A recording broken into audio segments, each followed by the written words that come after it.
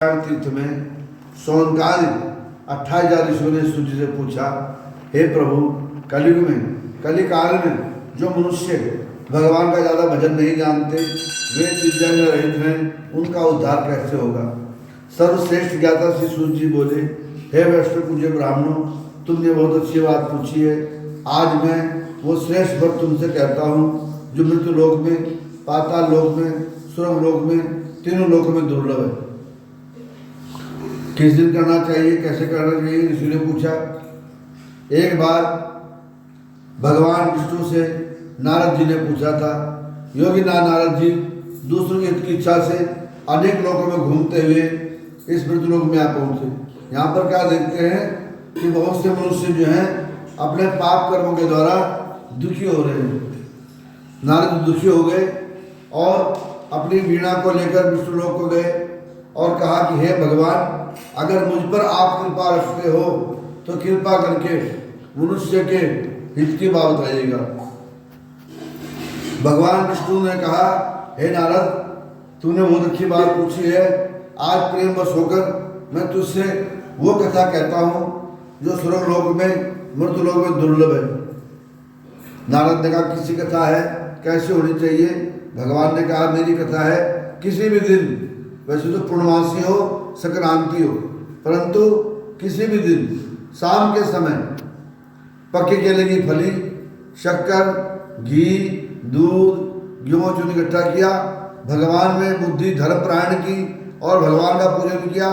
इस व्रत के प्रभाव से निर्धन जो है धनी होता है, निर्बल बली होता है, संतानहीन को संतान प्राप्ति होती है। कहते हैं कलयुग में इससे सरल उपाय कोई है ही नहीं। बोलो सत्यनारायण भगवान महाराज की द्वितीय अध्याय प्रारंभ थे। माता बहनों, सुंदर काशीपुर नगरी में एक अति निर्धन सदानंद नाम का ब्राह्मण रहा करता था। उसका काम छूट गया, भूख और प्यास से पीड़ित भरे बाजार में घूम रहा था। ब्राह्मणों से प्रेम करने वाले श्री हरि ने उसके पास एक बूढ़े ब्राह्मण रूप बनाया और बड़े आदर से पूछा, हे विप्र, नित्य दुखी हुआ क्यों घूमता है। हे श्रेष्ठ ब्राह्मण, अगर तेरे मन में कोई दुख है तो कृपा कर मुझसे कहो। ब्राह्मण कहने लगा, हे महाराज, एक हफ्ते से मेरे घर में चूल्हा नहीं जला है, मेरे बच्चे अन्न के मारे बिलख रहे हैं। तू सत्यनारायण भगवान का व्रत कर। घर में नहीं दाने, अम्मा चली बुनाने। उसके पास बेचारे गरीब आदमी कुछ पास था ही नहीं। ऊपर से और जो है ब्राह्मण ने कहा कि तू सत्यनारायण भगवान का व्रत कर। उसको व्रत का विधान बताकर भगवान अंतर ध्यान हो गए। जिसको उस बूढ़े ने बताया है उस व्रत को मैं करूंगा, ऐसा मन में संकल्प कर लिया। परंतु पूरी रात रोता रहा क्योंकि पास में धन था ही नहीं। क्या करे, हे भगवान, अगर धन होता तो तेरा व्रत करता। दूसरे दिन सुबह उठकर ऐसे नगर में पहुंचा जहां धनवान लोग रहते थे। उस दिन उसको जो है धन में 100 गुना धन मिला। माता बहनों, सोच के तो इतना गया था और मिल गया इतना, अथाह दौलत मिल गई, है ना। गेहूं के भंडार, चावल के भंडार, दाल के भंडार, पैसे के भंडार। उसे जो है बड़ी गाड़ी में लदवा कर वो अपने घर लाया। तो उसकी पत्नी कहने लगी, देखो तुम्हारे पिता जो है कितने दिन का सामान ले आए। बोले, कितने दिन का सामान नहीं, ये आज का ही सामान है, आज की कथा में लगेगा ये, क्योंकि ये भगवान के नाम की महिमा है। बोलो कृष्ण भगवान महाराज की। और माता बहनों, ब्राह्मण ने कथा की, उस कथा के प्रभाव से वो ब्राह्मण धनवान हो गया, ऐश्वर्यवान हो गया। सूर्य जी कहते हैं, हे वैष्णव ब्राह्मणों, कथा तो मैंने सुना दी है, और क्या सुनना चाहते हो। सूर्य सोनकाद ऋषि बोले, हे महाराज, जब सुनने वाला सामने उचित बैठा हो तो बोलने वाले को अपने मन के सब भेद खोल देने चाहिए। हमें ये बताइएगा, इस ब्राह्मण से सुनकर किस किस ने इस व्रत को किया है। सूजी बोले, जब ये ब्राह्मण एक बार अपने घर में ये व्रत कर रहा था, उसी समय एक लकड़ी बेचने वाला बूढ़ा लकड़हारा उसके घर में लकड़ी बेचने आया। प्यास से दुखी लकड़हारा पानी मांगने आया, परंतु जब भगवान का कीर्तन सुना, भगवान का भजन सुना, तो अपनी प्यास भूल गया और बैठकर कथा सुनने लगा। जब ब्राह्मण ने उसको प्रसाद दिया तो लकड़हारे ने कहा, महाराज, ये क्या कर रहे थे। ब्राह्मण ने कहा, अरे लकड़हारे, मैं भगवान का धन्यवाद कर रहा था, इसके करने से मेरे घर में धन की प्राप्ति हुई है। अच्छा जी, धन की प्राप्ति हुई है, मुझे बताइएगा, मैं भी बड़ी गरीब आदमी हूँ। ब्राह्मण सारा विधान जानकर लकड़हारा नगर को चला और मन में कहता है कि हे भगवान, अगर अच्छे दाम में मेरी लकड़ी बिक जाए ना आज, तो कल को आप कथा कराओ। बोलो कृष्ण भगवान महाराज की। माता बहनों, उसकी लकड़ी जो है 10 गुने दाम में बिक गई। दाम लेकर अति प्रसन्न हो पक्के केले की फली, शक्कर, घी, दूध, गेहूं चून इकट्ठा किया। अपने बंधु बांधव, पड़ोसी, नाते रिश्तेदार बुलाए, उनके साथ बैठकर उसे कथा सुनी और भगवान का कसार का प्रसाद का पान किया, चरणामृत का पान किया। उस व्रत के प्रभाव से वो बूढ़ा लकड़हारा धन, पुत्र, पौत्रादिक से युक्त हो गया और संसार के समस्त सुख भोकर अंत में बैकुंठ धाम को चला गया। बोलो विष्णु भगवान महाराज की। तृतीय अध्याय प्रारंभ थे। माता बहनों, पहले समय में एक उल्कामुख नाम के राजा थे। सत्यवक्ता थे, जितेंद्रिय थे। सत्यवक्ता किसे कहते हैं? जो सत्य में चलता है। सत्य का मतलब क्या माता बहनों? सत्य में चलना, अपने माँ बाप की सेवा करना, अपने पति की आज्ञा का पालन करना, अपने बच्चों का ध्यान रखना, गौ माता का आदर करना, साधु का आदर करना, अपने सास ससुर को समय समय पर चाय, पानी, नाश्ता इत्यादि देना, यही सत्य है। और सत्यनारायण भगवान महाराज की। और जितेंद्रिय कैसा रहता है? जो दूसरे के धन को, दूसरे की स्त्री को बिल्कुल मट्टी के बराबर समझे। जितेंद्रिय, जिसके 10 इंद्रिय उसके बस में हो, ऐसा था। उसकी पत्नी कमल के समान मुख वाली सती साध्वी एवं सुंदर थी। भद्रशिला नदी के तट पर दोनों पति पत्नी भगवान सत्यनारायण स्वामी का व्रत कर रहे थे। जिस समय राजा वहां पर व्रत कर रहा था, उसी समय एक साधु नाम का बढ़िया, जिसके मन में भगवान की भक्ति नहीं थी, नास्तिक व्यक्ति, साधु नाम का बढ़िया वहां से निकला और राजा से कहने लगा, हे महाराज जी, आप क्या कर रहे हैं? राजा ने कहा, अरे साधु नाम के बढ़िया, मैं भगवान का धन्यवाद कर रहा हूँ, इसको करने से मेरे घर में संतान की प्राप्ति हुई है। साधु नाम का बढ़िया कहता है, अच्छा ऐसा भी होता है, अगर मेरे संतान होगी ना तो मैं भी इस व्रत को करूँगा। ऐसा मजाक में कह दिया। बोलो कृष्ण भगवान महाराज की। उधर साधु नाम का बढ़िया घर गया, अपने पत्नी को संतान देने वाले व्रत का समाचार सुनाया और कहा कि प्रिय, जब हमारी संतान होगी ना, हम भी इस व्रत को करोगे। ऐसा मन में संकल्प किया। परंतु भगवान प्रसन्न हो गए और उसकी पत्नी को गर्भवती हो गई और 1 महीना 2 महीना 10वें महीने में एक सुंदर कन्या का जन्म हुआ। कन्या का नामकरण भी कर दिया गया। काकी, चुन्नी मुन्नी जो भी रखा होगा उसका नाम रख दिया। तब मीठे शब्दों में पत्नी ने कहा कि आप भगवान की कथा क्यों नहीं करवाते, जब तो जसुकरण भी हो गया है। तो कहने लगा, इतनी बड़ी दावत तो कर दी, अब कथा कराएगी। लालच आ गया मन में, बार बार अपनी कंजूसता को त्याग नहीं पाया। बहुत ज़्यादा कृपण स्वभाव का था, है ना। तो उसने कहा कि अगर मैं आज भगवान की कथा कराऊंगा तो मुझे धन खर्च होना पड़ेगा, इसलिए काम करता हूँ। देवी टाल दिया, देवी को, अपनी पत्नी को, इसके ब्याह के टाइम कर देगी। बोलो कृष्ण भगवान महाराज की। अब कहाँ छोटी हुई बच्ची और कहाँ विवाह। भगवान ने कहा, ठीक है, तू विवाह के समय करेगा, चले काम करता हूँ, तेरी लड़की को जल्दी जवान कर देता हूँ। उसकी जो बेटी थी वो 1 महीने की 1 साल की लगने लगी और 1 साल की 5 साल की लगने लगी। इसलिए लोग क्या कहने लगे, उसको कलावती कहने लगे।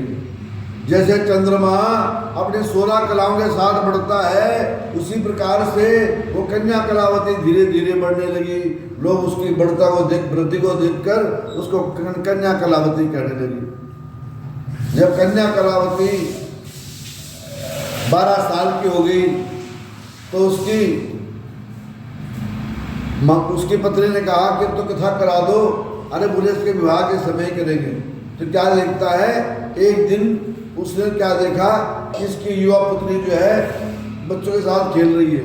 अपनी युवा पुत्री को देखकर उसने जो है न दूत को कांचन नगर भेजा। दूत वहां से एक सुंदर बड़ी पुत्र को लेकर आया। शुभ मुहूर्त देखकर साधु नाम के बढ़िए ने अपने भाइयों के साथ मिलकर उस लड़के के साथ में अपनी बेटी का विवाह कर दिया। सब काम तो कर दिए, परंतु कथा करना फिर भी भूल गया। कथा क्यों करवाते हैं माता बहनों? वर पक्ष में भी करवाते हैं और कन्या पक्ष में भी करवाते हैं।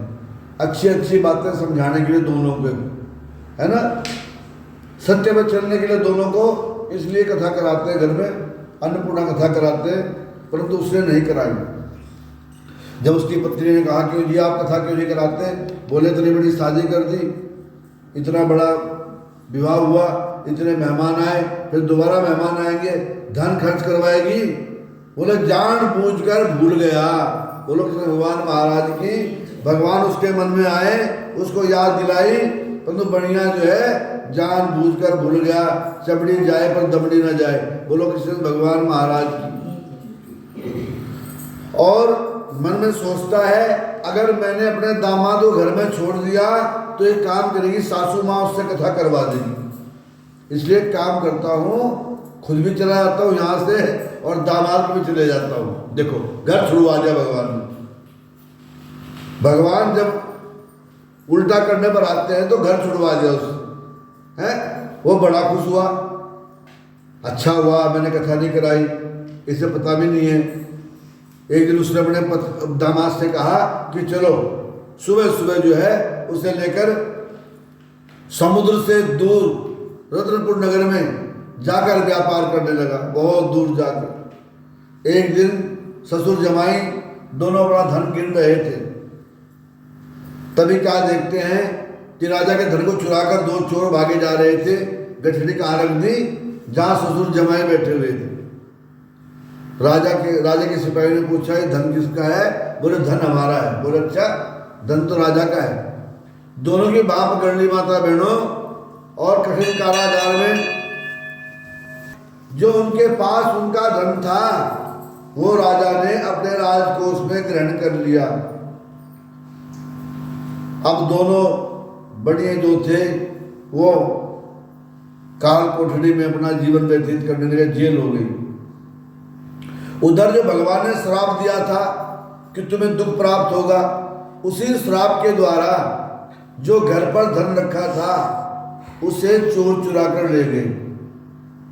सब कुछ चुरा लिया, बर्तन भांडे सब कुछ नहीं रखा, है ना। तो कुछ दिन तो जो है कि मोहल्ले के लाला से सामान लेते रहे, कभी इससे लेते रहे, कभी इससे लेते रहे। जब हो गए 6 महीने तो सब समझ गए कि साधु नाम का बढ़िया कहीं चला गया है, दिवालिया हो गया है और इसके परिवार को राशन मत दो। सबने बंद कर दिया। माता बहनों, कहा तो वैश्य इतने बड़े सेठ और कहा भीखा कटोरा हाथ में आ गया। कन्या कलावती, माता लीलावती दोनों भिक्षा मांगती, परंतु भगवान का कुछ ऐसा कुछ कोप हुआ कि भिक्षा भी नहीं मिलती। दोनों को कहीं कहीं दिन जो है भूखा सोना पड़ता। एक दिन शाम के समय, कथा आपको सुबह सुना रहा हूँ, जब कभी भी अपने घर में करवाएं इस कथा को शाम को करवाएं, क्योंकि आज समापन का दिन है और पूर्णमासी है, दान की, व्रत की नहीं। इसलिए आपको कथा सुना रहा हूँ माता बहनों। मैंने अपने जीवन में कभी भी सुबह कथा नहीं की, हाँ केवल कार्तिक में सुनाता हूँ आपको। इस कथा को शाम को करना चाहिए। अपने घर में जिसका चंद्रमा खराब है, वो इस कथा को पूर्णमासी को करे। जिसका सूर्य खराब है वो इस कथा को संक्रांति को करे। और जो किसी खुशी में बोलता है, किसी भी दिन, चाहे चांदन हो चाहे अंधेर हो, किसी भी दिन, तो शाम के समय। तो माता बहनों, कन्या कलावती एक ब्राह्मण के मकान में बैठी क्या देख रही है कि कथा चल रही है भगवान की। तो जिज्ञासा में वहां पर बैठ गई और जब प्रसाद मिला तो प्रसाद लेकर आधी रात को घर लौटी। उसकी माता ने कहा, पुत्री अब तक कहाँ रही? वो तेरे मन में क्या है? तब कन्या कलावती कहती है, हे माता, मैंने एक ब्राह्मण के घर में जो है सत्यनारायण का व्रत होते देखा है।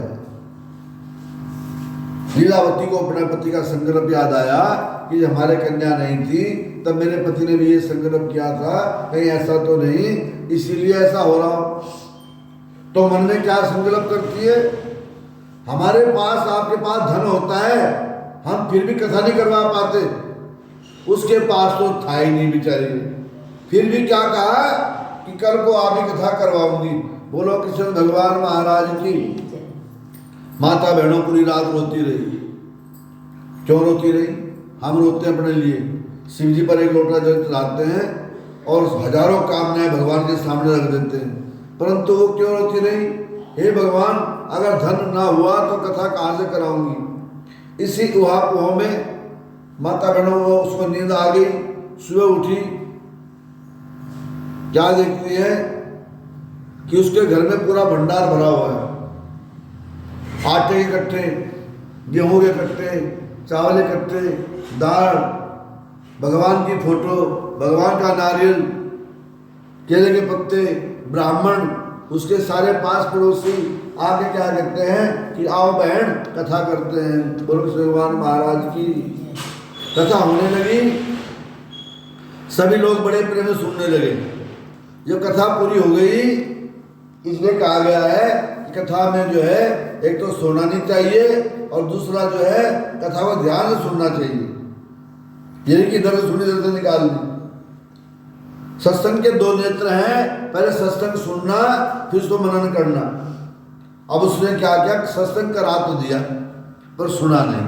बोलो किसी भगवान महाराज की। क्योंकि हे माता बहनों, सभी माता बहनों ने कथा सुनी। बहुत सी बार क्या होता है कि बैठे तो यहाँ पे है मंदिर में हम, और ध्यान हमारा घर में है, तो उसका कोई फल नहीं मिलता, जैसे उसे नहीं मिला। उसने क्या करा, सब पास पड़ोसी कथा सुनते रहे, परंतु वो जो है उसका दिमाग अपने पति पर ने कहा कि लाओ जी अब आरती करते हैं। उसने ब्राह्मण से कहा, है ब्राह्मण देवता, पहले कथा तो सुना दो। पंडित ने कहा, बहन जी 3 घंटे कथा सुना रहा था, सबने कथा सुनी। पास पड़ोसी सब बोले हमने कथा सुनी, बोले मैंने नहीं सुनी।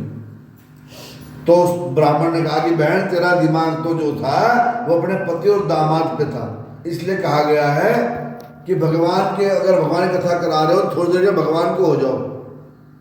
हम क्या देखते हैं कि जब किसी घर में पूजा होती है तो लोग बड़े परेशान रहते हैं। इधर तो पति संकल्प दे रहा है, इधर फोन पर बात कर रहा है। अभी सहारनपुर वाले नहीं आए, अभी मुजफ्फरनगर वाले नहीं आए। बोलो भगवान महाराज की। और सारा समय ऐसे निकल जाता है। बोलो सत्यनारायण भगवान महाराज की। जो लोग प्रसाद खाकर चले जाते हैं, ब्राह्मण दक्षिणा लेकर चले जाता है, जो कुछ भी प्राप्त नहीं होता। ऐसा ना करें।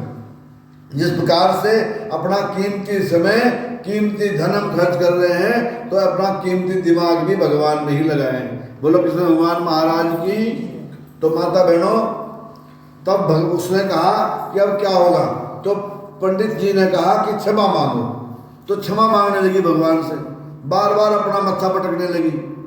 तो ये यहाँ पे क्या हुआ, उसके कंधे सूख गई सिर में। माता बहनों, माथे से खून निकल आया, उधर जो है वो रोने लगी।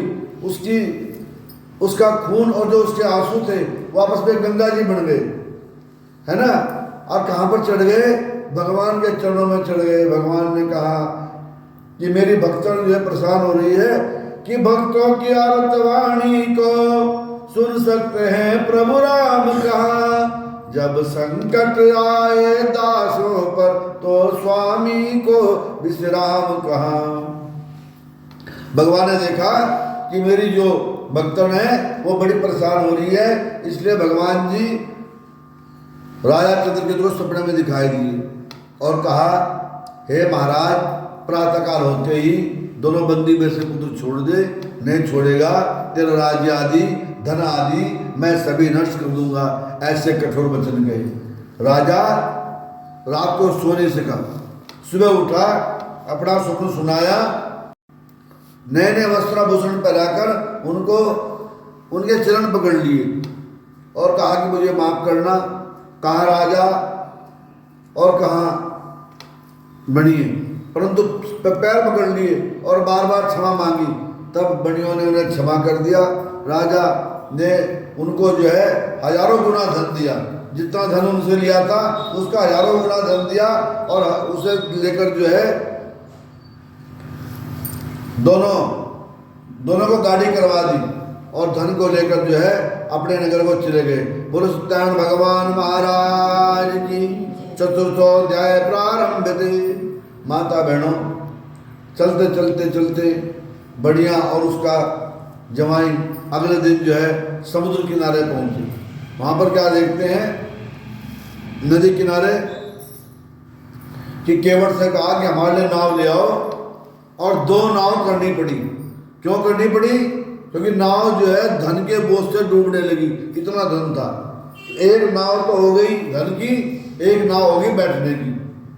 तो भगवान ने सोचा कि मैंने बड़े भगत को बहुत दुख दे दिए हैं, घमंड का भूत उतरा है नहीं है, अब क्या समझता है ये अपने को।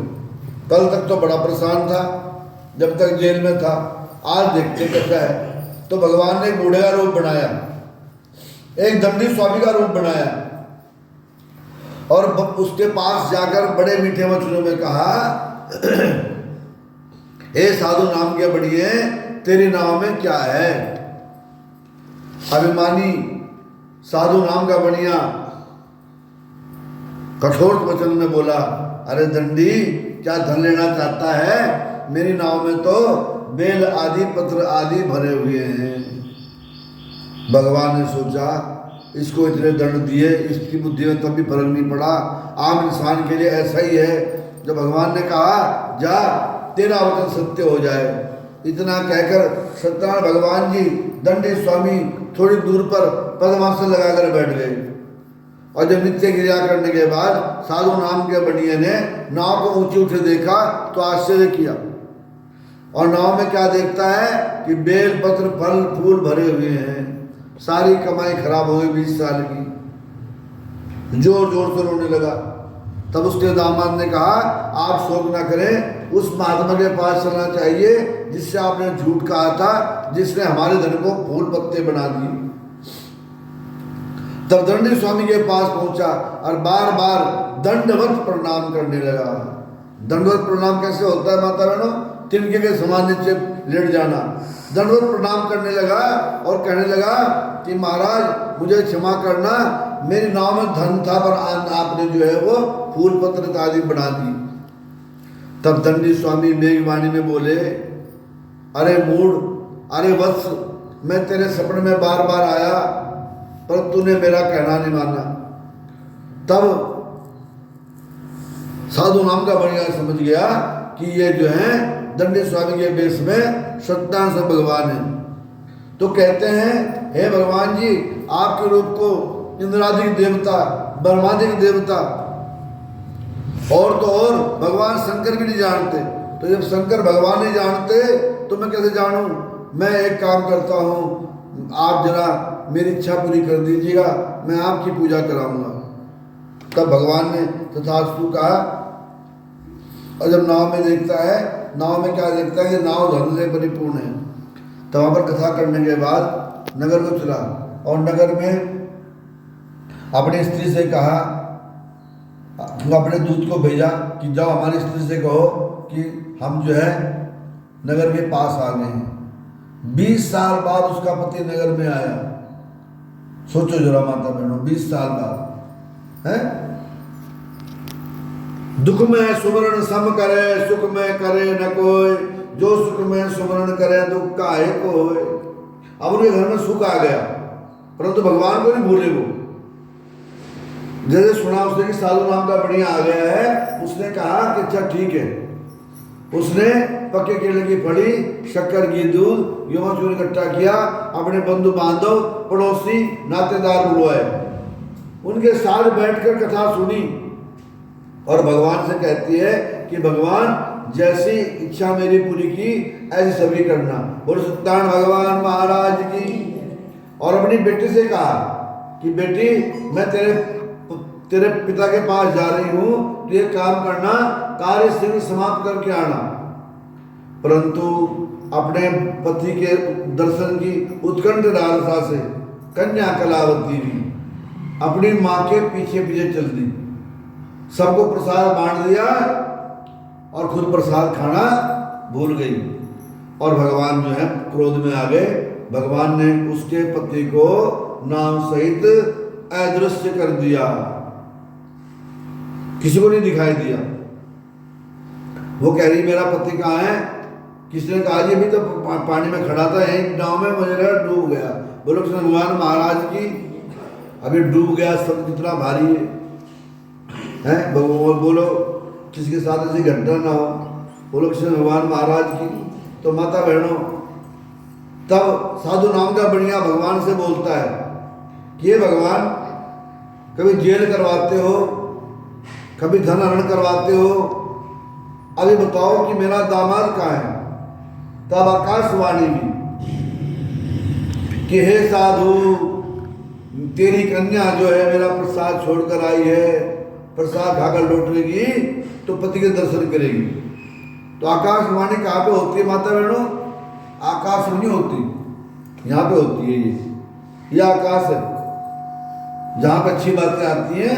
ये मृत्यु लोक है, ये स्वर्ग लोक है। तो यहाँ पे जो बात आई कि तेरी कन्या जो है प्रसाद छोड़कर आई है, खाकर लौटेगी तो पति के दर्शन करेगी। तब कन्या कलावती घर गई, पति के प्रसाद खाकर लौटी, अपने पति के दर्शन किए। तब से हर संक्रांति में, हर पूर्णमासी में साधु नाम का बढ़िया इस कथा का प्रचार प्रसार करने लगा और अंत में जो था बैकुंठ धाम को चला गया। 5वां अध्याय प्रारंभ थे।